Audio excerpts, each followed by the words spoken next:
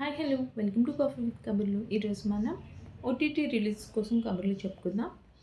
ఇవన్నీ బాగున్నాయని కాదు, నేను చూశాను కాబట్టి చెప్తున్నా. Arjun son of Vyjayanthi prime వీడియోలో ఉంది. చూశాను.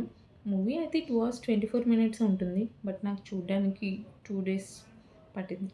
ఈ స్టోరీతో మూవీసే కాదు, చాలా సీరియల్స్ కూడా వచ్చేసి ఉంటాయి. రొటీన్ అయ్యుండొచ్చు, బట్ అట్లీస్ట్ ఏదో ఒక విధంగా అయినా ఎంటర్టైన్ చేస్తుందేమో అనుకున్నా. యాక్షన్, కామెడీ, ఎమోషనల్‌గా ఏ విధంగానూ కనెక్ట్ కాలేదు. కొన్ని మూవీస్ చూడకూడదు అనుకుని భయపడుతూనే చూస్తాం. విజయశాంతి గారు ఉన్నారు కదా, చూద్దాంలే అని అనుకున్నా. బట్ అనుకున్నట్లే అయింది. ఏ క్యారెక్టర్ కానీ, ఏ సీన్‌కి కానీ కనెక్ట్ కాలేదు. ప్రైమ్ మెంబర్‌షిప్ లేకపోతే వదిలేయండి. కకృతి పడి మరి వేరే సైట్స్‌లో చూడొద్దు. తర్వాత మీరే బాధపడతారు. అసలు టైం వేస్ట్ అని అనిపించిందండి. నాకైతే ఎందుకో అస్సలు నచ్చలేదు. చాలా బోరింగ్‌గా ఉంది. నెక్స్ట్ 28°C ప్రైమ్ వీడియోలో ఉంది ఇది కూడా. ఎప్పుడు వచ్చిందో కూడా తెలీదు కదా! ఇది కూడా తెలుగులోనే ఉంటుంది. స్టోరీ ఏంటంటే హీరోయిన్‌కి 28°C టెంపరేచర్ మెయింటైన్ అవ్వకపోతే చనిపోతుంది. పాయింట్ కొత్తదే కదా! బట్ మూవీ పెద్ద ఇంట్రెస్టింగ్‌గా లేదు. Maybe short film type like ఈ మధ్య కొన్ని మినీ స్టోరీస్ అండ్ యాంథాలజీలా ఉంటున్నాయి కదా! అలా షార్ట్ స్టోరీ అయితే సెట్ అయ్యి ఉండేదేమో అనిపించింది. మూవీ రన్ టైమ్ కోసం చాలా అన్నెసరీ సీన్స్ అయితే ఉన్నాయి. ఓపిక ఉంటే ఒకసారి అయితే చూడండి. నెక్స్ట్ 'అపరాధి' ఆహాలో ఉంది. ఇది ఎప్పుడుదో ఓల్డ్ మూవీ అనుకుంటా. ఇప్పుడు డబ్ చేసి పెట్టారు. మూవీ మొత్తం 3 క్యారెక్టర్సే ఉంటాయి. రన్ టైమ్ 90 minutes ఉంటుంది. ఇది కూడా short film or short story like యాంథాలజీలో one of the short story అలా తీసుండుంటే 30 minutesలో చూపిస్తే అయిపోతుంది. బట్ ఇది కూడా కొంచెం నాకెందుకో కొంచెం సాగతీశారు అనిపించింది. స్టోరీ ఏంటంటే గర్ల్ ఫ్రెండ్‌తో బయటికి వెళ్ళేటప్పుడు అనుకోకుండా కార్ బ్రేక్ డౌన్ అవుతుంది. దగ్గరలో ఉన్న ఒక స్ట్రేంజర్ ఇంటికి వెళ్తారు. తర్వాత ఏం జరిగింది అనేదే story.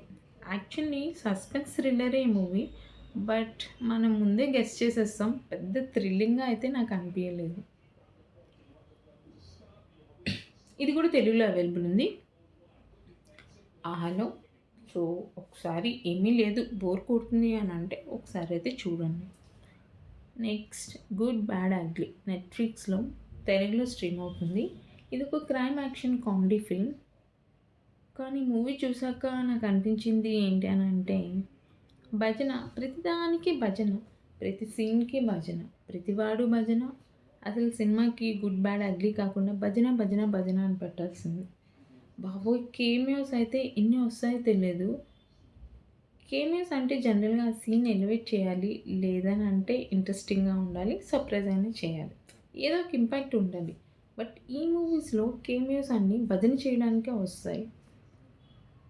Actually too much of everything చాలా ఇబ్బందిగా అనిపించింది. ఈవెన్ కార్టూన్ కెమియోస్ కూడా తెచ్చి భజన చేపిస్తారు. మూవీ అయితే రిచ్‌గా తీశారు. బట్ నాకైతే ఎందుకో భజన సినిమాలానే అనిపించింది. మీకు భజన సినిమాలు నచ్చితే ఈ భజన సినిమా చూడండి. ఈ మూవీ చూసాక నాకు ఒకే ఒక పాజిటివ్ ఏంటి అనిపించిందంటే వింటేజ్ మూవీ 'వాలి' మళ్ళీ చూడాలనిపించింది అంతే. అంతకు మించి మేబీ అజిత్ ఫ్యాన్స్‌కి మూవీ నచ్చుండొచ్చేమో నాకు తెలీదు. బట్ నాకైతే అసలు నచ్చలేదు. లైక్ అంత ఓవర్‌గా నిజంగానే భజన అని పెట్టాల్సింది అనిపించింది. నాకు నచ్చలా. ఇన్‌కేస్ మీకు ఒకసారి టైమ్ పాస్ అవ్వాలి అని అనుకుంటే అలా చూడండి. లెట్ అస్ సీ మీకేమనిపించిందో నాకు చెప్పండి. నెక్స్ట్ మన మలయాళం ఫిల్మ్ 'మరణ మాస్' సోనీ లివ్‌లో ఉంది. తెలుగులో ఉంది. బేసిల్ జోసెఫ్ గారి మూవీస్ జనరల్‌గా నాకు నచ్చుతాయి. ఓకే. లైక్ ఎయిదర్ కామెడీ ఉంటుంది, థ్రిల్లింగ్ ఉంటుంది, సమ్ ఆర్ అదర్ థింగ్ ఉంటుంది. మోస్ట్ ప్రాబబ్లీ ఎంటర్‌టైన్ అయితే ఉంటుంది. ఇది కూడా ఆ టైప్ ఆఫ్ డార్క్ కామెడీ ఫిల్మే. బట్ మూవీ ఎలా ఉందంటే నాకు అంతగా నచ్చలేదు అని చెప్తా. స్టోరీ ఏంటనంటే ఒక సైకో థ్రిల్లర్ ఉంటాడు. ఆ సైకో థ్రిల్లర్ ము 70 ఏళ్ళు దాటిన ముసలి వాళ్ళని బనానా నోట్లో పెట్టి చంపుతా ఉంటాడు.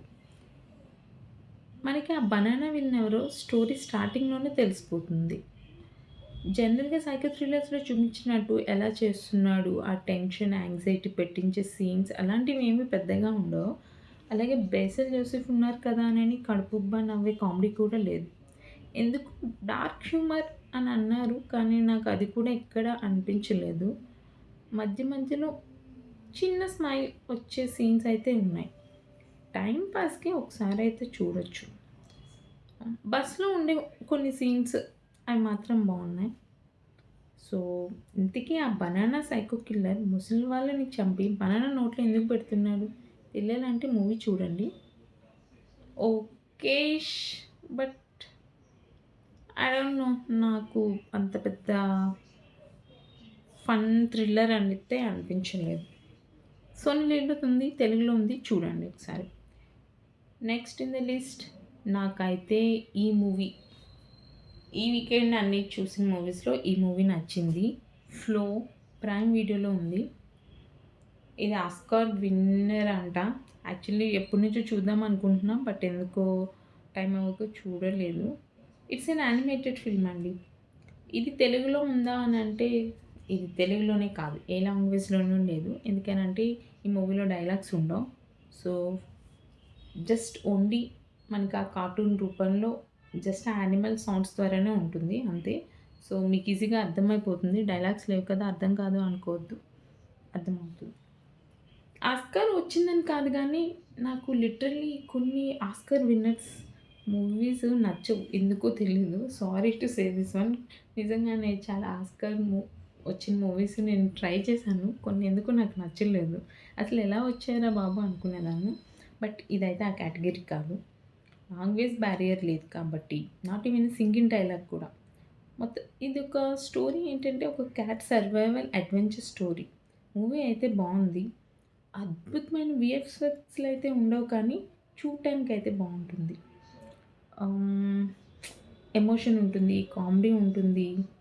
ఇట్స్ ఆల్ అబౌట్ ఫీల్ అనమాట. ఒక మంచి ఫీల్ అయితే ఉంటుంది. స్టోరీ, బ్యాక్‌గ్రౌండ్ మ్యూజిక్ అన్నీ బావున్నాయి. సో, మీరు మీ పిల్లలతో కలిసి కూడా చూడొచ్చు ఈ మూవీ. 'ఫ్లో' అమెజాన్ ప్రైమ్‌లో ఉంది చూడండి. అండ్ ఎవరైనా 'వైల్డ్ రోబోట్' మూవీ చూసారా? అది చూడకపోతే అది కూడా చూడండి. బావుంటుంది. అది తెలుగులో ఉందో లేదో గుర్తులేదు. I don't remember. But 'wild robot' కూడా చూడండి బావుంది. ఇంకా నెక్స్ట్ వీక్ మరో కబుర్లతో మళ్ళీ కలుద్దాం. అంతవరకు ఉంటాను. Take care. Tata. Please like, share and subscribe to my channel.